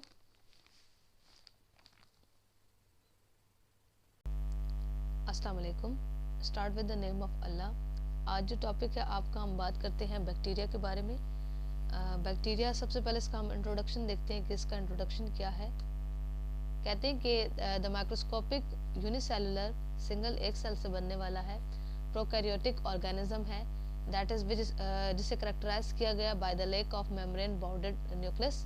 मतलब इसके अंदर जो न्यूक्लियस मौजूद है, जो इसके अंदर न्यूक्लियस मौजूद नहीं है, तो मतलब इसका मतलब यही है कि उसके अंदर किसी भी किस्म की कोई भी मेम्ब्रेन जो है वो उसके अंदर वो बाउंडेड नहीं है, कोई इर्द गिर्द उसके कोई बाउंड्री मौजूद नहीं है। और इसके अलावा मेम्ब्रेन बाउंडेड ऑर्गेनेल्स, इसके अंदर मतलब जितने भी जो हिस्से मौजूद है सेल के अंदर, जो छोटे छोटे जो अपना मुख्तलिफ काम कर रहे हैं, तो कहते हैं उनके इर्द गिर्द भी किसी भी किस्म की कोई भी मेम्ब्रेन जो है वो बाउंडेड, वो कोई भी ऐसी लेयर इनके अंदर आउटसाइड मौजूद नहीं है। इसके बारे में एक और बात ये है कि मैं बता दूं कि बैक्टीरिया को फर्स्ट टाइम जिन्होंने देखा था वो आपके पास से ल्यूवेन हुक, ये इन्होंने फर्स्ट टाइम बैक्टीरिया को डिस्कवर किया था, मतलब कि इन्होंने फर्स्ट टाइम इसको माइक्रोस्कोप में देखा था बैक्टीरिया। अच्छा, इसके अलावा क्लासिफिकेशन की तरफ आते हैं बैक्टीरिया की। बैक्टीरिया के क्लासिफिकेशन के बारे में कहते हैं कि सबसे पहले इसकी सेलुलर मॉर्फोलॉजी क्या है। मॉर्फोलॉजी देखिए वो चीज़ होती है कि जब हम on the basis of size, shape, colour, इन तीनों की बेस पर हम जब किसी भी चीज़ के बारे में कोई भी अपनी राय देते हैं, हम उसको इंडिकेट करते हैं, पहचानते हैं, उसके ऊपर बात करते हैं, सिंपली ये आपके पास मॉर्फोलॉजी है। अब ये वो जनरल अपीयरेंस है किसी भी इंडिविजुअल सेल की, जब आप उसे देखते हो एक ब्राइट फील्ड के अंदर, एक मतलब उसके लाइट के अंदर, एक कंपाउंड माइक्रोस्कोप में, तो ये उसकी सेलुलर मॉर्फोलॉजी होगी। ये याद रखें कि जब भी हम माइक्रोस्कोपी करते हैं तो बैक्टीरिया की हमें 3 तरह की शेप्स नज़र आती हैं। एक हमारे पास है कोकस, स्फेरिकल, ये राउंड होती है, आपके पास गोल भी हो सकती है, और या आपके पास गोल के अलावा ओवल शेप जैसे अंडे की शक्ल का होता है, इस तरह की भी हो सकती है। सेकंड है बेसिलाई, इसे हम कहते हैं रॉड लाइक, ये आपके पास छोटे छोटे कैप्सूल की तरह के होते हैं। और स्पाइरल्स, विंडिंग लाइक, ये आपके पास है स्प्रिंग की तरह के। तो ये तीनों बेसिक शेप्स हैं, लेकिन इसके अलावा भी एक और आपके पास शेप आपको नज़र इसमें आ सकती है। नेक्स्ट हम उस पर बात करते हैं फिर इसमें। अब फर्स्ट ऑफ ऑल आपके पास कोकाई क्या है। कहते हैं ये आपके पास राउंड है और ओवल इन शेप है। सिंगुलर अगर हो तो हम उसे कोकस कहते हैं। इसका मतलब कहते हैं कि cocci tend to be quite small being, मतलब इतना छोटा होता है कि तकरीबन इसका जो साइज है आपके पास 0.5 माइक्रोमीटर से लेकर 1.0 माइक्रोमीटर इन डायमीटर, थिकनेस इसकी जो चौड़ाई है वो इतनी आती है आपके पास। और इसके अलावा कहते हैं इस कोकाई को फर्दर आगे क्लासिफाइड किया गया है on the basis of its microscopic arrangement, मतलब जब इसे माइक्रोस्कोप में देखा गया तो उसकी बेस पर इसे और अलग कैटेगरी में भी डिवाइड किया गया। पहला आपके पास है डिप्लोकोकाई। फॉर एग्जांपल डिप्लोकोकाई में आपके पास कहते हैं कि वो कोकाई होते हैं जो कि हमेशा आपके पास पेयर्स के अंदर रहते हैं, जोड़ों के अंदर रहते हैं आफ्टर रिप्रोडक्शन के बाद भी। मतलब ये आपको एक से ज़्यादा जब 2-3 सेल्स होते हैं तो ये दोनों एक दूसरे के साथ जुड़े हुए नजर आएंगे, पेयर की शक्ल में नजर आएंगे। इसमें आपके पास जो एग्जांपल आती है उसे हम कहते हैं नेसेरिया गोनोरिया, ये बैक्टीरिया इसके अंदर आते हैं, ये ग्राम नेगेटिव बैक्टीरिया है। फिर हम बात करते हैं स्ट्रेप्टोकोकाई की।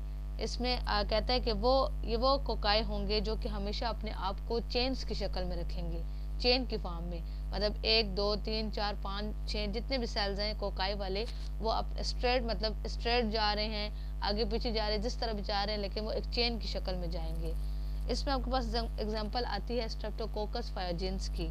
ये भी आपके पास क्या है, ग्राम पॉजिटिव है, स्किन इन्फेक्शन काज करता है मुख्तलिफ। और लास्ट हम बात करते हैं स्टेफेलोकोकाई की। स्टेफेलोकोकाई कहते हैं ये वो कोकाई होते हैं जो कि अपने आप को डिवाइड करते रहते हैं, तकसीम करते रहते हैं रैंडमली, मुसलसल, और ये बनाते हैं इर्रेगुलर शेप लाइक ग्रेप्स की तरह की इर्रेगुलर ये शक्ल बनाते रहते हैं, लाइक क्लस्टर ऑफ सेल्स, मतलब कि सेल का एक हजूम बन जाता है। मतलब इसमें जब सेल की अपनी जो है वो डिवीजन करता है, तकसीम करता है, तो इर्रेगुलर फॉर्म में वो सेल्स एक स्ट्रक्चर बना देते हैं अपना। इसे हम कहते हैं स्टेफेलोकोकस। फॉर एग्जांपल इसमें आपके पास आती है स्टेफेलोकोकस ओरियस की एग्जांपल। ये भी आपके पास क्या है, ये भी आपके पास ग्राम नेगेटिव है, और ये भी मुख्तलिफ रिस्पायरेटरी इन्फेक्शंस के अंदर इन्वॉल्व होता है, रिस्पायरेटरी ट्रैक इन्फेक्शंस के अंदर इन्वॉल्व है। यहाँ पर हमने इसमें बात कर ली। अच्छा, एक और लास्ट में मैं बता दूं आपको, ये तो हम बात कर रहे हैं ना कोकाई, बेसिलाई और स्पाइरल फॉर्म्स की। एक और फॉर्म भी होती है जिसे हम कहते हैं कोको बेसिलाई। कोको बेसिलाई इस तरह की होती है कि उसमें इस तरह होता है कि आपके पास ये जो राउंड शेप वाले हैं और जो कैप्सूल शेप वाले हैं, ये अक्सर बिल्कुल सेम भी नजर, एक दूसरे के साथ कंबाइन भी नजर आते हैं, तो फिर उसे हम कहते हैं कोको बेसिलाई, शॉर्ट रॉड्स उन्हें कहा जाता है। नेक्स्ट बात करते हैं बेसिलाई की। कहते हैं ये rod shaped bacteria, for example इसमें आपके पास आता है कोलाई है, साल्मोनेला है, क्लोस्ट्रीडियम टेटेनाई है। ये इनकी रेंज तकरीबन है 20 माइक्रोमीटर, और ये इतने छोटे हो सकते हैं, तकरीबन आपके पास का साइज आता है 0.5 माइक्रोमीटर। उसके बाद हम बात करते हैं आपके पास स्पाइरल्स की। स्पाइरल्स के अंदर भी कहते हैं 3 तरह की फॉर्म्स आती हैं, 3 तरह की इसकी भी अकसाम हैं। एक आपके पास है vibrio curved rods that resemble commas, मतलब ये कहते हैं ऐसे रोड की शक्ल बनी होती है जैसे कि आपके पास वो हैं कॉमा की, जैसे कॉमा नहीं लगा होता, ये आपके पास कॉमा हम लगाते हैं सेंटेंसेस के अंदर भी, कॉमा की शक्ल इन्होंने बनाई होती है। फॉर एग्जांपल इसमें आता है आपके पास विब्रियो कॉलराई, ये ग्राम नेगेटिव है और कॉलरा की डिजीज काज करता है। फिर इसमें इन्होंने बात की है स्पैरेला की। ये हेलिकल शेप्ड है with a thick cell wall. Helical shaped मतलब आपके पास स्पैरेला की मतलब जैसे वो आपके पास उसके क्या कहते हैं, आपके पास स्प्रिंग की तरह की शक्ल बनी होती है। फॉर एग्जांपल इसमें आपके पास आता है स्पैरेलम वोलेटन, ये आपके पास ग्राम नेगेटिव है, मुख्तलिफ इन्फेक्शन में ये भी इन्वॉल्व होता है। लास्ट में हम बात करते हैं स्पायरोकाइड्स की। ये स्पायरल शेप्ड है विद थिन सेल वॉल, एक पतली सेल वॉल, इसकी जो सेल वॉल होती है वो बड़ी थिन होती है। इसमें आपके पास आता है ट्रेपोनिमा पैलिडम। स्पायरोकाइड्स की शक्ल ऐसे बनी होती है जैसे वो आपके पास हेलिकल स्प्रिंग्स नहीं होते जिनके साथ हम किसी चीज़ को अटैच कर देते हैं, उस तरह की इनकी शेप जो वो बनी होती है।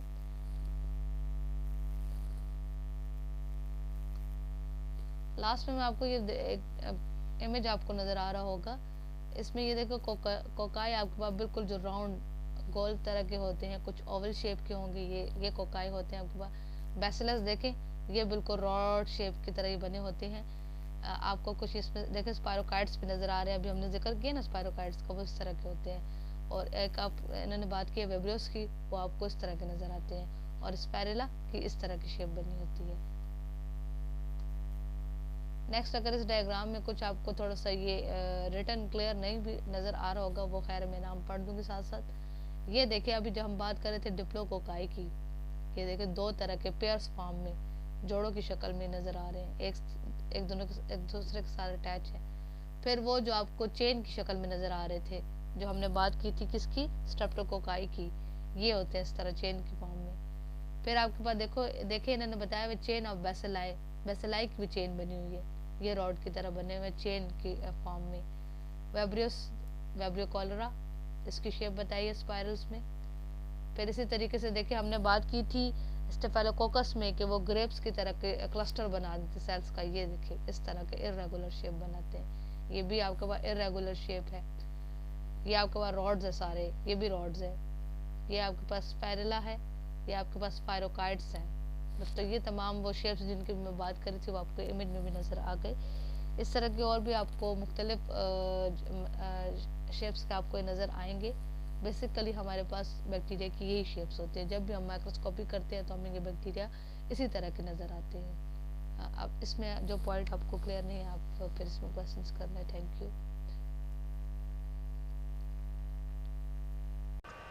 अच्छा, इसके बाद जो है आपका इंटेस्टाइनल मोटिलिटी को इंक्रीज करने के लिए कौन से प्लांट जो है वो हमारे साथ इन्वॉल्व है। मोटिलिटी इंक्रीज करने में। That's plants name, botanical names इनके क्या है, कॉनियम मैकुलेटम एंड निकोटियाना टोबैको। ठीक है, ये 2 प्लांट्स जो है आपके साथ गट मोटिलिटी को इंक्रीज करते हैं। फैमिली इनकी क्या है, नंबर 1 की जो हमारे साथ फैमिली है सो इट्स एम्बेलिफेरी, और निकोटियाना की जो है हमारे साथ सोलिनेसी।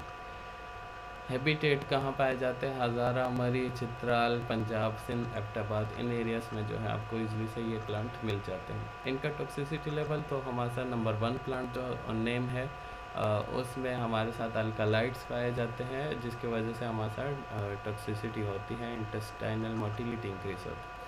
और सेकंड वन जो है उसमें हमारे साथ सेकंड नंबर नेम का जो ड्रग्स है उसमें हमारे साथ निकोटीन पाया जाता है, जिसकी वजह से हमारी बॉडी में टॉक्सिसिटी हो सकती है।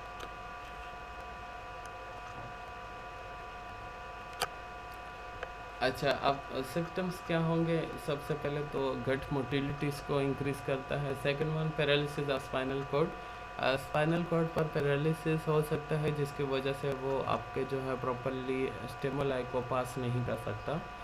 ड्राउजीनेस होता है, सीएनएस पर इफेक्ट कर रहा है तो हमारे साथ जो है वो वनूदगी वगैरह आने लगती है, स्लीपी स्टेट हो जाता है आपका। रिस्पायरेटरी डिप्रेशन, आपको जो है सांस लेने में जो है वो दुश्वारी हो सकती है, प्लस डायरिया भी हो सकता है।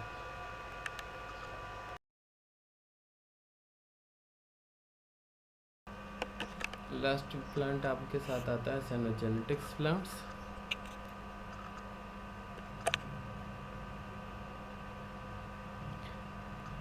साइनोजेनेटिक प्लांट्स जो है that's are the chemical botanical name जो है इसका क्या है, मैनीहोड एस्क्लोएंटा। ठीक है, फैमिली इसकी क्या है, फोरबाएसी। हैबिटेट कहाँ पे पाए जाते हैं, आपके नॉर्थर्न इंडिया के जो फॉरेस्ट है वहाँ पर आपको इजली से मिल सकते हैं। टॉक्सिसिटी लेवल पर जो इसका इंग्रेडिएंट आपके साथ पाया जाता है प्लांट के अंदर, सो इट्स अ साइनोजेनोसाइड्स, इसी वजह से इसे जो है हम साइनोजेनेटिक प्लांट कहते हैं। ठीक है, सिम्टम्स इसके क्या है, कन्वुल्जन्स होंगी आपके साथ, मस्कुलर वीकनेस आपके साथ आने लगती है, सही है, आपके जो है लिवर डैमेज कर सकता है, एंड प्लस आपके साथ वॉमिट। नेक्स्ट आपके साथ पॉइजनस प्लांट्स में हमारे साथ जो है सीवियस डिस्टर्बेंस पर मींस कार्डियोवास्कुलर सिस्टम्स पर हमारे साथ जो है कुछ ड्रग्स इफ़ेक्ट करते हैं, टॉक्सिसिटी क्रिएट करते हैं, आपके कार्डियोवास्कुलर सिस्टम को जो है वो डिस्टर्ब किया जाता है, आपकी हार्ट बीट पर, रिदम जो है नॉर्मली उन पर जो है वो असरअंदाज होते हैं।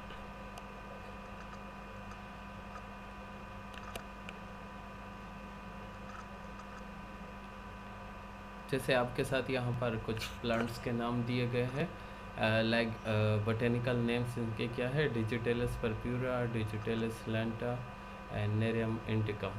ठीक है, डिजिटेलिस परप्यूरा एंड लैंटा जो है ये हमारे साथ स्क्रोफुलरिएसी फैमिली से ताल्लुक़ रखते हैं, और नेरियम इंडिकम जो है ये एपोसाइनेसी फैमिली से जो है ताल्लुक़ रखते हैं।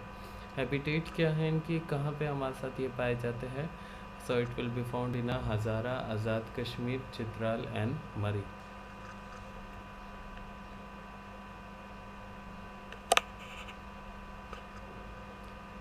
अच्छा, अब इसमें जो है टॉक्सिकोलॉजी मतलब जो जिस वजह से हमारे साथ जो है हमारे सीवीएस की डिस्टर्बेंस होती है वो कौन से इंग्रेडिएंट है, so it's a digitoxin and digoxin and जिटोक्सिन।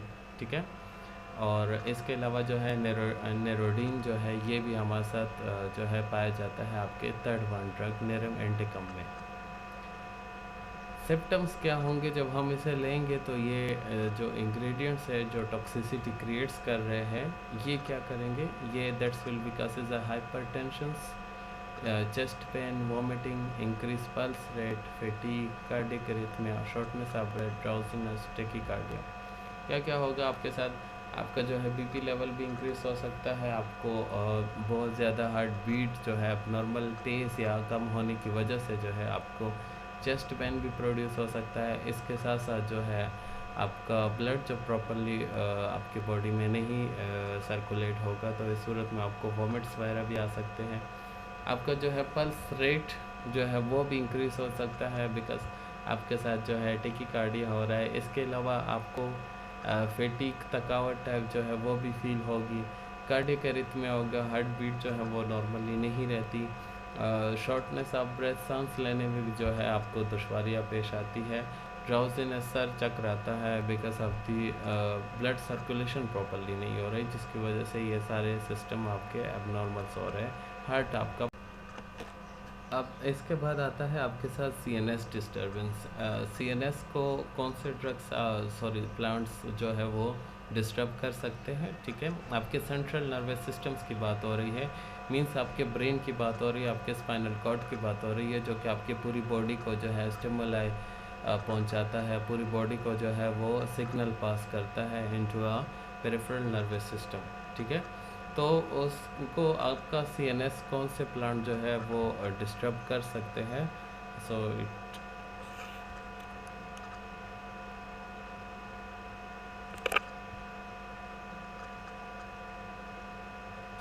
आपके साथ सीएनएस डिस्टर्बेंस क्रिएट्स जो प्लांट है, botanical name is cannabis sativa and cicuta virosa, ठीक है। इसकी जो फैमिलीज है तो हमारे साथ कैनाबिनेसी एंड अम्बेलिफेरी फैमिली जो है ये दो फैमिली होती है।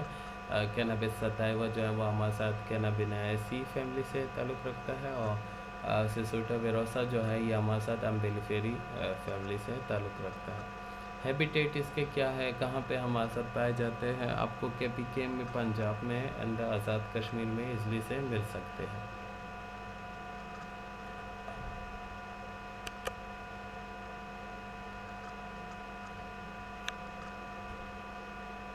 अच्छा, कैनाबिस सटाइवा में जो आपके साथ इंग्रेडिएंट जो टॉक्सिसिटी क्रिएट कर सकता है सर नार्कोटिक रेजिन, और सिसुटा वेरोसा में जो आपके साथ टॉक्सिसिटी क्रिएट करने के लिए जो हमारे साथ इंग्रेडिएंट पाया जाता है सो इसका सिसोटॉक्सिन, ठीक है। इनके सिम्टम्स क्या आएंगे आपके जो आपका सीएनएस को डिस्टर्ब कर रहा है, so it's will be the shrinkage of the mouth, dryness of mouth, tremors, basis, depression, constipation, respiratory depression, increase salivation, dry cough and vomiting. क्या हो रहा है आपके साथ, आपका माउथ जो है श्रिंकेज होने लगेगी क्योंकि प्रॉपरली नर्व सप्लाई नहीं हो रही, तो हमारे साथ जो है सलाइवेशन प्रोसेस में जो है वो एबनॉर्मेलिटी आ रही है, ठीक है। माउथ की जो है वो ड्राइनेस भी आपके साथ जो है क्रिएट कर सकता है, और इन द केसेस ऑफ जो है वो आपके साथ इंक्रीज सलाइवेशंस भी कर सकता है। क्यों होता है, क्योंकि आपके साथ जो आपका सेंट्रल नर्वस सिस्टम है वो प्रॉपरली वर्क नहीं कर रहा है, इसलिए कोऑर्डिनेशन नहीं बराबर हो रही, और कोऑर्डिनेशन जब बराबर नहीं हो रही, कोऑर्डिनेट वो नहीं कर रहा, फंक्शन प्रॉपर नहीं कर रहा, तो इंक्रीज या डिक्रीज वाला सिस्टम आपके साथ आ सकता। ट्रिमर्स टाइप जो है वो आते हैं, मतलब आपके मसल्स वगैरह जो है वो कंस्ट्रक्ट हो सकते हैं, ठीक है। झटके टाइप जो होते हैं वो भी आपको फील, क्योंकि नर्व एंड मसल्स के बीच में जो न्यूरोमस्कुलर जंक्शंस है वो प्रॉपरली काम नहीं कर रहा। डिप्रेशंस भी हो सकता है, इसके अलावा कंस्टिपेशन, आपकी गट मोटिलिटी जो है वो भी रोक सकती है, ठीक है। रिस्पायरेटरी डिप्रेशन, आपके लंग्स जो है वो प्रॉपरली सिग्नल जो है उन्हें मिल नहीं रहे, इस वजह से वो प्रॉपरली जो है इनहेल या एक्सेल नहीं कर सकते। इसके अलावा जो है इंक्रीज सलाइवेशन ये भी हो चुका है, एंड द ड्राई कफ, आपको जो है प्रोडी डिप्रेशंस हो रही है रिस्पायरेटरी की, तो कफिंग प्रोसेस। अस्सलाम वालेकुम। Start with the name of अल्लाह। जैसे कि हम सेल के बारे में डिस्कशन कर रहे थे, प्रोकैरियोटिक एंड यूकैरियोटिक सेल के बारे में। लास्ट टाइम कल हमने डिस्कशन की थी यूकैरियोटिक सेल के बारे में, तो आज हम आगे इसी के जो आपके पास इसके अंदर और ऑर्गेनेल्स आते हैं उनके बारे में हम बात करते हैं। सबसे पहले हम आज बात करते हैं एंडोप्लाज्मिक रेटिक्यूलम के बारे में कि ये हमारे पास क्या है। एंडोप्लाज्मिक रेटिक्यूलम के बारे में सबसे पहले इसका इंट्रोडक्शन देख लेते हैं कि क्या है हमारे पास। इसके बारे में मैं ये बता दूं आपको कि ये मोस्टली हमें पूरे सेल के अंदर ही नज़र आएगा, लेकिन ज़्यादातर जो ये हमारे पास इसके जो ओरिजिनेशन है ये कहाँ से निकलता है, वो न्यूक्लियस के करीब से निकलता है, और पूरे साइटोप्लाज्म को ये कवर करता है, यहाँ तक कि सेल मेम्ब्रेन को भी। और इसके अलावा ये एक इंटरकनेक्टेड नेटवर्क बना होता है इसका, of flattened membrane enclosed, membrane के अंदर क्लोज्ड बिल्कुल फ्लैटेंड जाल की तरह का इनके अंदर एक ट्यूबुलर स्ट्रक्चर होता है, ट्यूब की तरह का। और इसके अलावा कुछ एंडोप्लाज्मिक रेटिक्यूलम के अंदर ये फोल्ड्स बनाते हैं। फोल्ड्स का मतलब जब बिल्कुल जो तहें जो लेयर्स बनी होती हैं वो एक दूसरे के साथ उन्होंने फोल्ड्स बनाए हों, एक दूसरे के साथ फोल्ड्स बनाकर इंटरकनेक्टेड हो, वो ट्यूबुलर स्ट्रक्चर नहीं होगा, फिर ट्यूब की तरह का नहीं होता। मतलब उसमें जैसे आपके पास क्या कहते हैं उसको, हम इसके एग्जांपल ऐसे ले लें, जैसे आपके पास शीट्स हैं, ठीक है ना।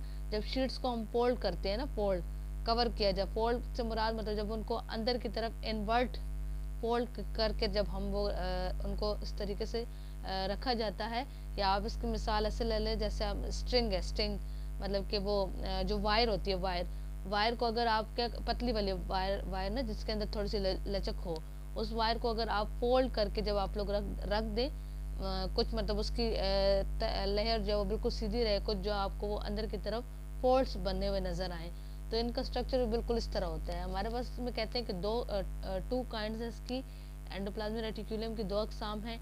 एक को हम कहते हैं रफ एंडोप्लाज्मिक रेटिकुलम और एक को हम कहते हैं स्मूथ एंडोप्लाज्मिक रेटिकुलम। रफ के बारे में ये बात करें कि it originates from the nucleus, मतलब ज़्यादा कहते हैं इसकी डेंसिटी जो है वो हायर होती है इस न्यूक्लियस के करीब, बाकी इसके अलावा तमाम सेल के अंदर ये मौजूद है। And x tends in a continuous network, और यहाँ तक कि अपना जो ये इसका जो मतलब ओरिजिनेट होने का जो तमाम आगे जो प्रोसीजर है, कहाँ से निकल रहा है हमारे पास, पूरे साइटोप्लाज्म को ये कवर कर रहा है, even to the cell membrane, यहाँ तक के सेल मेम्ब्रेन को भी ये कवर कर लेता है। इसके बाद नेक्स्ट हम बात करते हैं कि फंक्शंस क्या है हमारे पास, काम क्या है इसका।